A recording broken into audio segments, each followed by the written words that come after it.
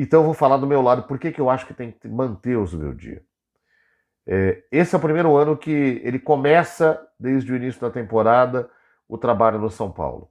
E o time foi bem mexido em relação ao passado para cá.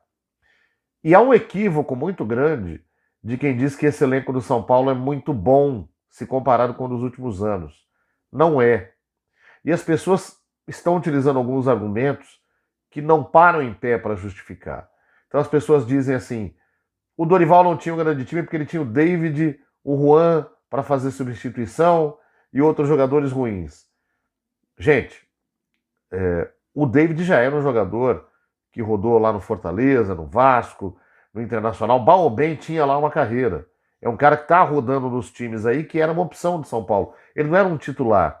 Ele era um cara que o Rogério Ceni insistiu para trazer, porque comporia um modelo de jogo no qual ele acreditava, e ele ficou no São Paulo depois que o Rogério saiu. E o Dorival aproveitou. Eu li gente dizendo que o Caio Paulista nunca tinha jogado nada e que o Dorival fez ele jogar. Mentira.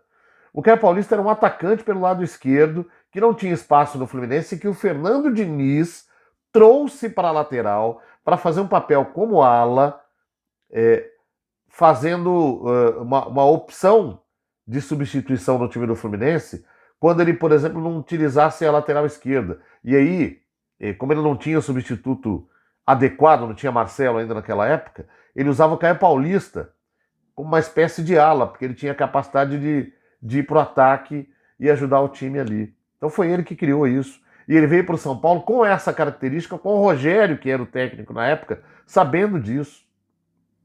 E ele foi utilizado assim pelo Dorival Júnior, porque em algumas ocasiões o Reinaldo se machucou e abriu espaço para o Caio Paulista. Ele não ganhou a posição do Reinaldo porque o Reinaldo era ruim. Depois ele chegou até a ganhar, porque o Reinaldo machucou, voltou mal, o Wellington passou um ano inteiro contundido, as pessoas não lembram disso. Que ele se machucou naquele jogo das quartas de final do Paulista contra o Água Santa e não pôde jogar o resto do ano. Pouca gente lembra desse detalhe.